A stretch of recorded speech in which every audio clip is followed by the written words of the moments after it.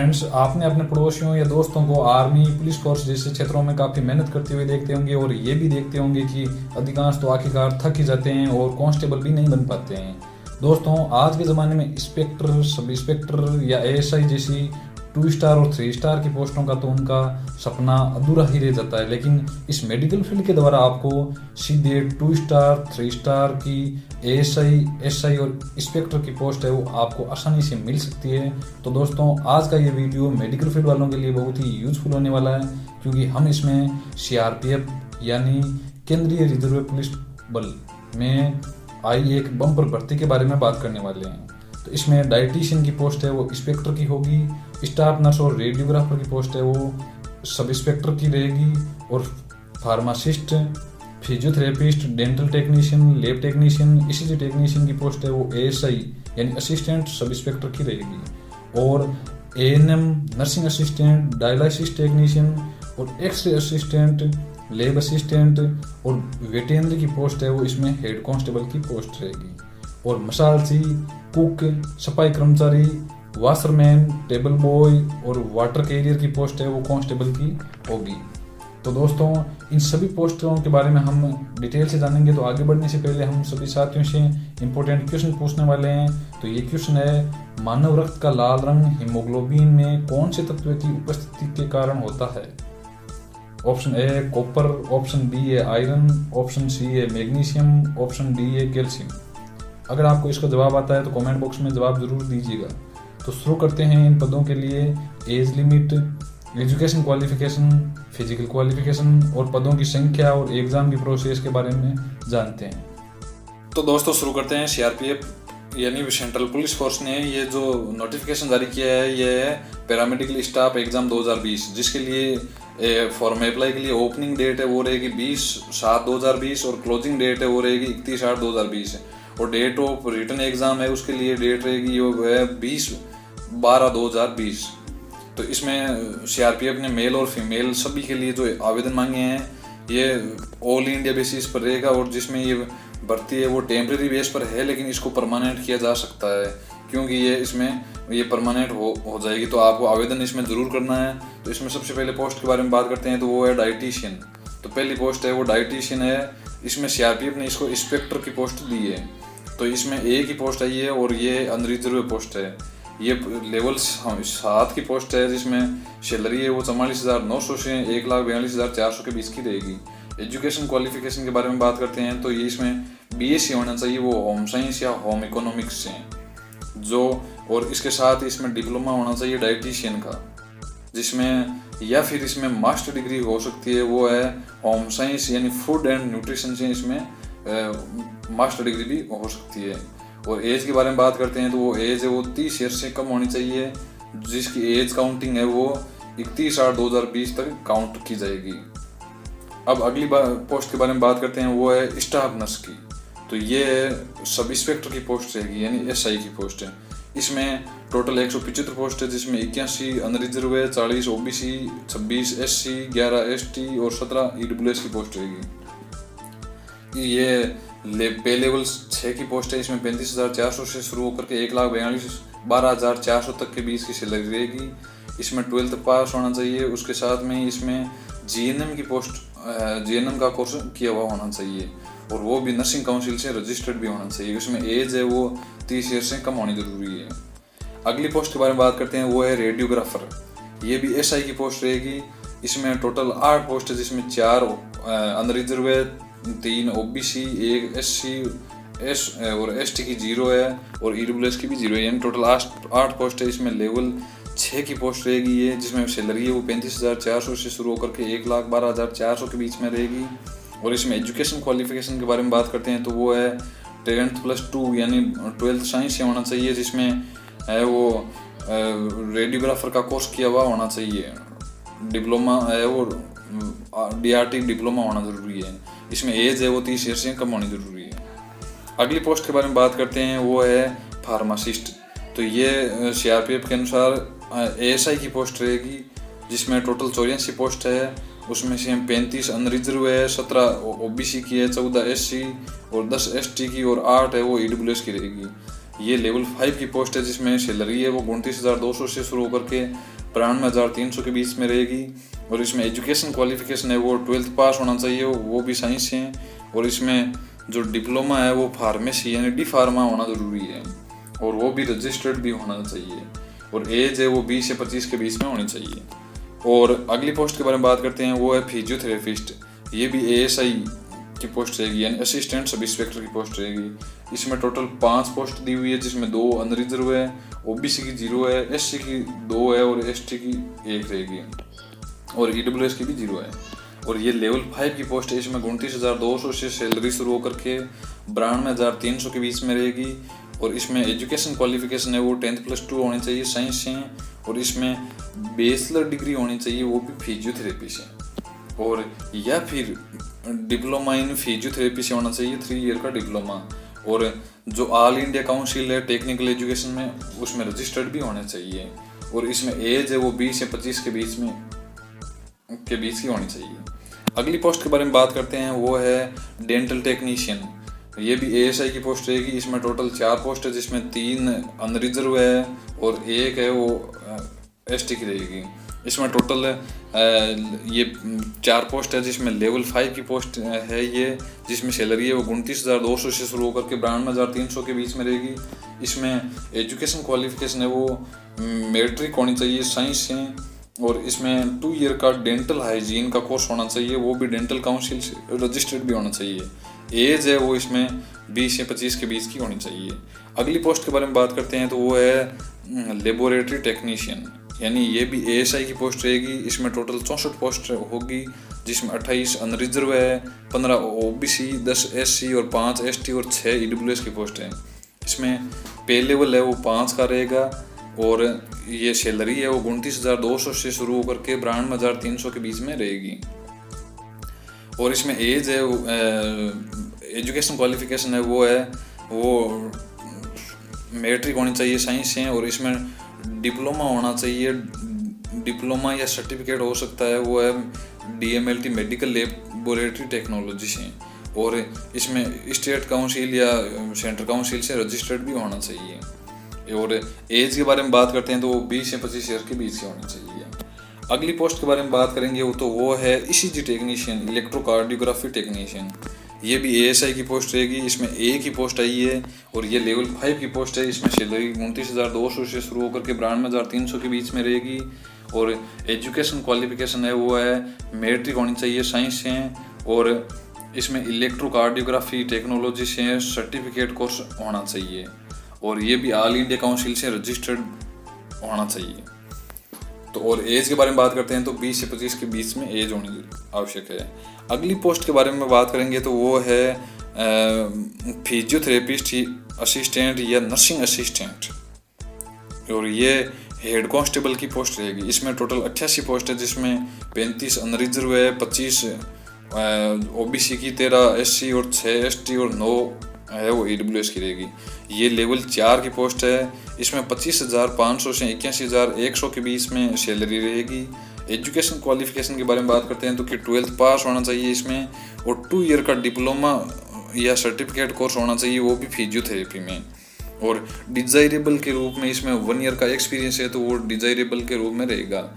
As है वो 18 से 25 के बीच में होनी चाहिए।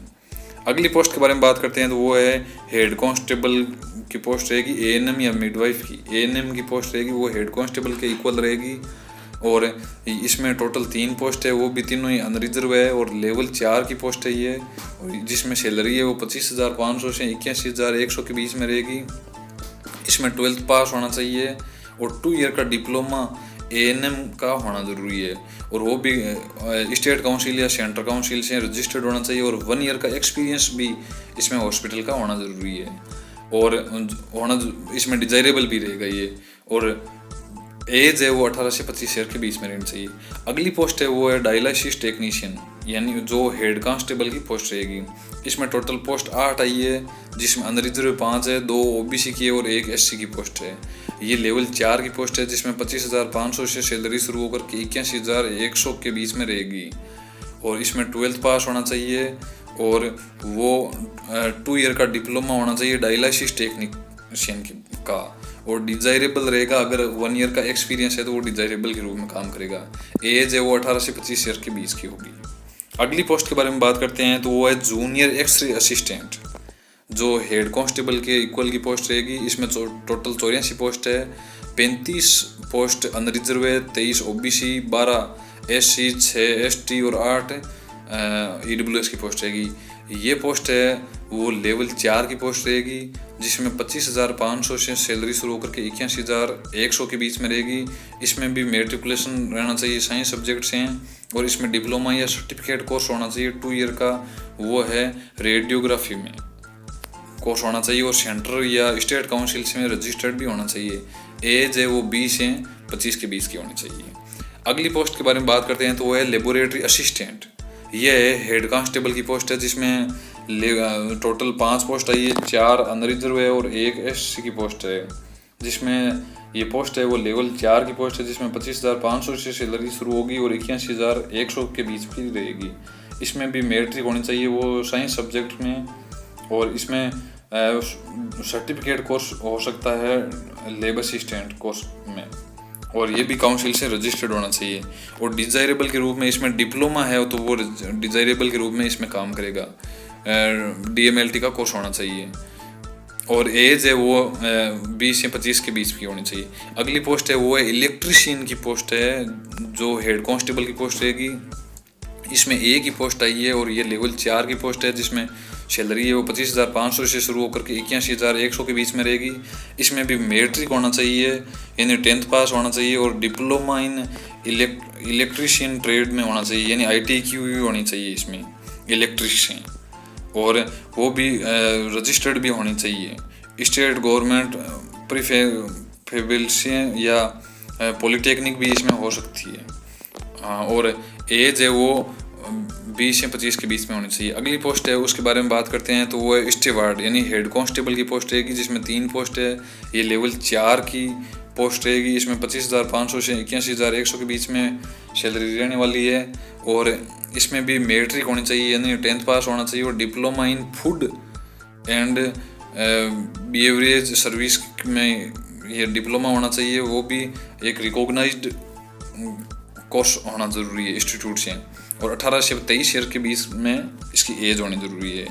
अगली है मशाल सी, यानी ये कांस्टेबल की पोस्ट रहेगी, जिसमें टोटल 4 पोस्ट है, 2 अनरिजर्व है, 1 ओबीसी और 1 एससी की पोस्ट रहेगी।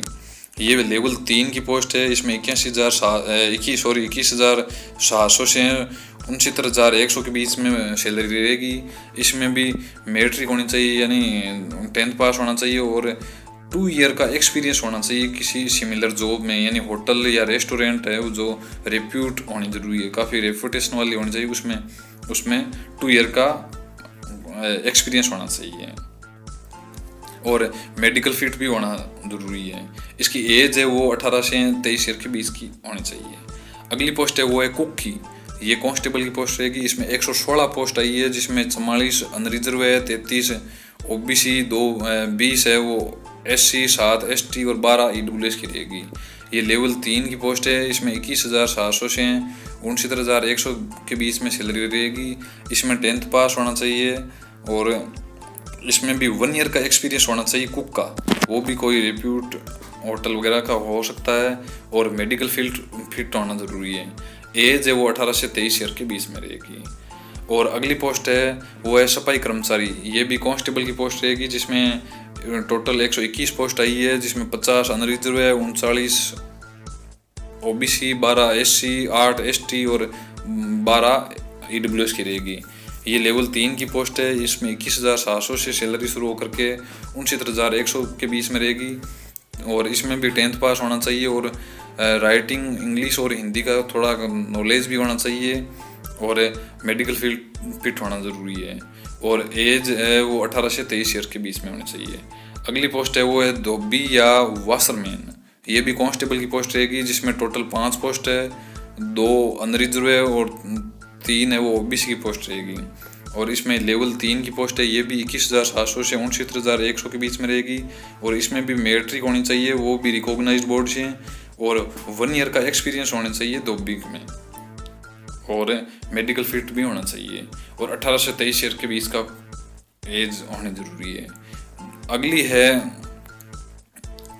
अगली पोस्ट है वो है कांस्टेबल की पोस्ट ये रहेगी, और इसमें वाटर कैरियर की पोस्ट है। ये वाटर कैरियर की पोस्ट है जिसमें टोटल 3 पोस्ट है। ये लेवल 3 की पोस्ट है। 21,700 से 69,100 के बीच में इसमें सैलरी रहने वाली है। इसमें भी मेरिट्रिक होनी चाहिए, और इसमें कोई स्टेट गवर्नमेंट या आर्मी का एक्स क्वालिफिकेशन की केस में भी इसमें हो सकता है। और फिजिकल और मेडिकल स्टैंडर्ड की इसमें कोई कांस्टेबल है, जनरल ड्यूटी रहेगी। और इसमें वाटर कैरियर ट्रेड का प्रोफिशिएंट होना चाहिए, और एज है वो 18 से 23 ईयर के बीच में होनी चाहिए। अगली पोस्ट है वो है टेबल बॉय। वो भी कांस्टेबल की पोस्ट रहेगी। इसमें एक ही पोस्ट आई है, ये लेवल 3 की पोस्ट है। 21,700 से 69,100 के बीच में सैलरी रहेगी। इसमें भी मेरिट्रिक यानी 10th पास होना चाहिए, और 1 ईयर का एक्सपीरियंस होना चाहिए किसी रिप्यूट होटल या डिफेंस सर्विस में इसमें होना चाहिए, और मेडिकल फिट होना चाहिए, और 18 से 23 ईयर के बीच का एज होनी चाहिए। और अगली इसमें जो पोस्ट है वो वेटेनरी यानी पशुपालन से संबंधित है। ये इसमें वेटेनरी की पोस्ट आई है, ये हेड कांस्टेबल के इक्वल रहेगी। और ये 3 पोस्ट आई है, इसमें तीनों ही अनरिजर्व है। और लेवल 4 की पोस्ट है कि जिसमें 25,500 से 21,100 के बीच में है। इसमें जो एसेंशियल क्वालिफिकेशन है वो है 10th+2 साइंस से होना चाहिए, जिसमें फिजिक्स केमिस्ट्री बायोलॉजी सब्जेक्ट होना चाहिए। और इसमें डिग्री या डिप्लोमा सर्टिफिकेट होना चाहिए मिनिमम 1 ईयर ड्यूरेशन का, जिसमें लाइव स्टॉक मैनेजमेंट का या वेटेनरी थेरेपिस्ट का डिप्लोमा या डिग्री होनी चाहिए।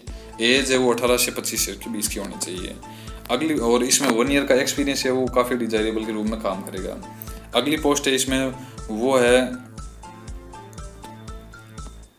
लैब टेक्नीशियन का। ये लैब टेक्नीशियन की पोस्ट है वो है पशुधन विभाग से संबंधित है, ये भी हेड कांस्टेबल की रहेगी। और इसमें एक ही पोस्ट है, ये लेवल 4 की पोस्ट है। 25,500 से 21,100 के बीच में रहेगी। इसमें एज क्वालिफिकेशन है वो 10th+2 रहनी चाहिए फिजिक्स केमिस्ट्री और बायोलॉजी से, और 2 ईयर का डिप्लोमा सर्टिफिकेट होना चाहिए वेटेनरी लैब टेक्नीशियन में, और 1 ईयर का एक्सपीरियंस भी होना चाहिए। और इसमें 1 ईयर का एक्सपीरियंस है वो अगर तो वो डिजायरेबल के रूप में काम करेगा, और एज है वो 18 से 25 के बीच की होनी चाहिए।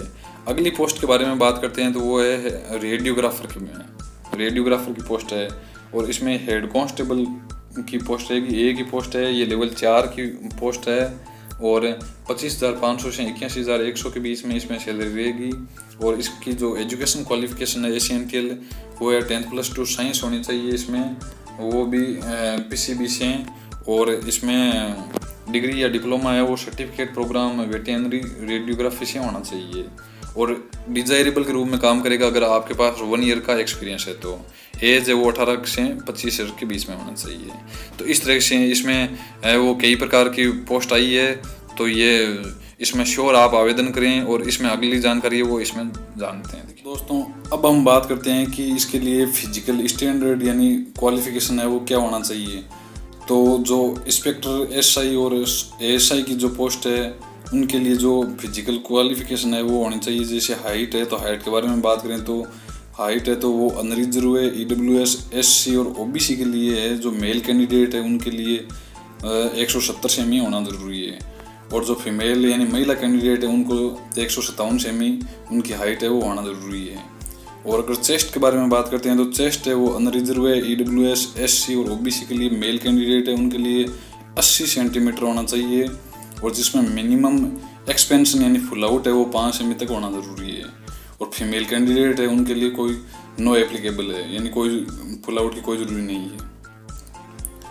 अब अगले इसमें बात करते हैं कि जो ST कास्ट है उनके लिए जो हाइट है उसमें थोड़ी रिलैक्सन दिया गया है। मेल कैंडिडेट के लिए 162.5 सेमी और फीमेल्स के लिए 150 सेमी। और अब अगर बात करते हैं कि जो चेस्ट के लिए उनके लिए हुआ है तो चेस्ट है वो मेल कैंडिडेट के लिए 76 से 81 सेंटीमीटर और फीमेल के लिए नो एप्लीकेबल यानी कोई आवश्यक नहीं है। अब अगर इसकी वेट के बारे में बात करते हैं तो मेल और फीमेल कैंडिडेट है उनके लिए हाइट है वो उनके मेडिकल स्टैंडर्ड और उनकी एज के अनुसार होना ज़रूरी है। और फिजिकल एप्लीफाइड टेस्ट है यानी फिजिकल एप्लीफाइड टेस्ट है उसमें इंस्पेक्टर SI ASI है उनके लिए जो रेस होगी, रेस है वो 1 मील की होगी जो 7 मिनट और 30 सेकंड में पूरी करना ज़रूरी है मेल कैंडिडेट को। और फीमेल कैंडिडेट है उनको 800 मीटर की रेस होगी, वो 6 मिनट में पूरी करनी होगी। अब बात करते हैं कि जो लॉन्ग जंप होगा, लॉन्ग जंप है ये 10 फीट का होगा जिसमें 3 चांस मिलेंगे, और फीमेल कैंडिडेट को है वो 6 फीट का होगा और 3 चांस मिलेंगे। हाई जंप है वो 3 फीट का होगा और इसमें 3 चांस मिलेंगे, और फीमेल्स है उनके लिए 2.5 फीट का होगा और 3 चांस मिलेंगे। अब ये जो फिजिकल स्टैंडर्ड है ये अगर मसालची, कुक और सफाई कर्मचारी और वाशरमैन और टेबल बॉय और वाटर कैरियर के बारे में बात करते हैं तो उनके लिए हाइट है वो अनरिजर्व है EWS SC और OBC के लिए 170 सेमी होना ज़रूरी है और फीमेल कैंडिडेट के लिए 157 सेंटीमीटर होना ज़रूरी है। और चेस्ट के बारे में बात करते हैं तो चेस्ट है वो EWS SC और OBC के लिए 80 सेंटीमीटर और फीमेल्स कैंडिडेट के लिए नॉन एप्लीकेबल होना ज़रूरी है। और ST है उनके लिए भी कुछ छूट दी हुई है इसमें। अब बात करते हैं अगर इसके लिए अगर इसकी जो एक्स सर्विस मैन है उनके लिए जो फिजिकल स्टैंडर्ड है उनकी कोई आवश्यकता नहीं है, क्योंकि वो पहले से ही फिजिकल है वो फिट है माने जाएंगे। और अब एग्जामिनेशन सेंटर के बारे में बात करते हैं तो जो रिटर्न एग्ज़ाम का सेंटर होगा वो न्यू दिल्ली, हैदराबाद, गुवाहाटी, जम्मू और प्रयागराज, अजमेर, नागपुर और मुजफ्फरपुर और पालीपुरम है, ये 9 सेंटर रहेंगे। और एग्जामिनेशन फ़ीस के बारे में बात करते हैं तो जो अनरिजर्व है EWS और OBC कैटेगरी के हैं उनके लिए जो 200 रुपये फ़ीस रहेगी वो ग्रुप B की पोस्ट है उनके लिए, और 100 रुपये की फ़ीस रहेगी ग्रुप C की पोस्ट के लिए। और जो कैंडिडेट SC और ST और फीमेल्स कैंडिडेट है उनके लिए कोई भी फ़ीस की आवश्यकता नहीं है। और ये फ़ीस है वो आपको इंडियन पोस्टल ऑर्डर और बैंक ड्राफ्ट के द्वारा जमा करवाना होगा।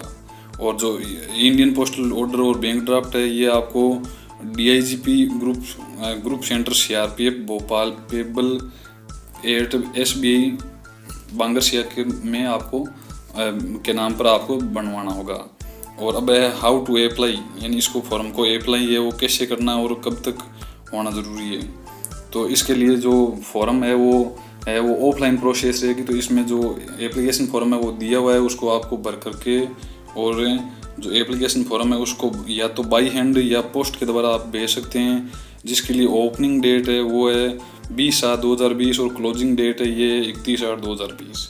तब तक ये है वो वहाँ तक पहुँच जाना चाहिए। जो इसका एड्रेस है ये दिया हुआ है, ये एग्जामिनेशन का नाम है वो है central reserve police force paramedical staff exam 2020 जो एग्ज़ाम का नाम रहेगा। और जो एड्रेस है ये रहेगा DIGP group centre CRPF Bhopal village Bangrasia taluk Huzur district Bhopal MP। ये इसका जो है वो पोस्टल एड्रेस रहेगा जहाँ का वो सेंड होना ज़रूरी है। और इसकी जो साइट है www.crpf.government.in जिस पर आपको समय समय पर है वो अपडेट रहना है ताकि आपको इसमें सूचनाएं हैं वो आसानी से मिल सके। और अब बात करते हैं इसके बारे में कि लास्ट डेट तक उसकी जो रिसिप्ट है वो एप्लीकेशन फॉर्म में पहुंचने की लास्ट डेट है वो 31/8/2020 तक रहेगी। तब तक ये फॉर्म है वो वहाँ पर पहुँच जाना ज़रूरी है। और अब इसकी जो इम्पोर्टेंट बात है वो है इसमें कि आप केवल एक ही पोस्ट के लिए फॉर्म अप्लाई कर सकते हो, क्योंकि एक ही टाइम पर इसमें सारी एग्ज़ाम होगी, तो आप केवल एक पोस्ट के लिए आवेदन कर सकते हैं। और अब इनके बारे में बात करते हैं कि जो इसका रिक्वायरमेंट का प्रोग्राम है उसकी स्टेज वाइज क्या प्रोग्राम रहेगा। तो इसकी टोटल 4 स्टेज रहेगी। फर्स्ट स्टेज है उसमें आपको फिजिकल स्टैंडर्ड टेस्ट यानी PST और फिजिकल PET टेस्ट दोनों रहेंगे। फिजिकल स्टैंडर्ड टेस्ट है उसमें आपको वो फिजिकल स्टैंडर्ड है वो आपको क्वालिफाई करना होगा। और PET है फिजिकल एफिशिएंसी टेस्ट उसको भी आपको क्लियर करना होगा। और जो कैंडिडेट उसमें क्लियर होंगे क्वालिफाई होंगे वो स्टेज सेकंड के लिए आवेदित रहेंगे। अब बात करते हैं कि जो स्टेज सेकंड है उसमें जो उनके जो क्वालिफाइड कैंडिडेट है उनके लिए रिटर्न एग्ज़ाम होगा, जिनके लिए वो आवेदन एडमिट कार्ड जारी किए जाएंगे। तो जो रिटर्न एग्ज़ाम है उसमें 100 क्वेश्चन का जो पेपर होगा उसमें सारे 100 क्वेश्चन है वो प्रत्येक 1 नंबर के रहेंगे और ये 2 घंटे के लिए पेपर होगा। तो इसमें ये पेपर है वो 2 पार्ट्स में डिवाइडेड होगा। पार्ट्स ए है वो 50 मार्क्स और 50 पार्ट बी है वो भी 50 क्वेश्चन का होगा और वो 50 मार्क्स का होगा। पार्ट ए है जिसमें जनरल इंटेलिजेंस एंड रीजनिंग आएगी, 10 क्वेश्चन आएंगे, प्रत्येक 1 नंबर के होंगे। जनरल अवेयरनेस के 10 क्वेश्चन आएंगे, न्यूमेरिकल एप्टीट्यूड के लिए 15 क्वेश्चन और इंग्लिश और हिंदी कंपैरिजन के लिए 15 क्वेश्चन आएंगे। और अब पार्ट बी है उसमें उनके जो ट्रेड होगा, प्रोफेशन ट्रेड है, उनसे रिलेटेड क्वेश्चन आएंगे।